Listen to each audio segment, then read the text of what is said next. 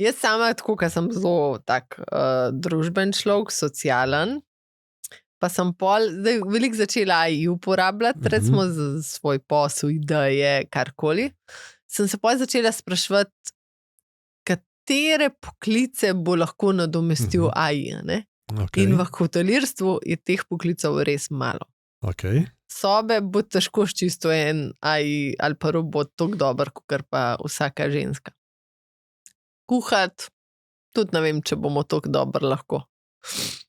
Receptor, ta pristop, to se mi pa zdi, da je najbolj pomembno, da je še vedno to človeški faktor, da ne prideš samo na avtomat, da si sprejet in tukaj govoriva spet o tem gostoljubju, ki ga ljudje vseeno še rabimo. Rabimo to toplino in se mi zdi, da pri nam veliko pohval pride ravno na temo tega, da smo jim dostopni, da se pogovorimo z njim, da jih začutimo in da se počutijo res sprejeti v naši hiši.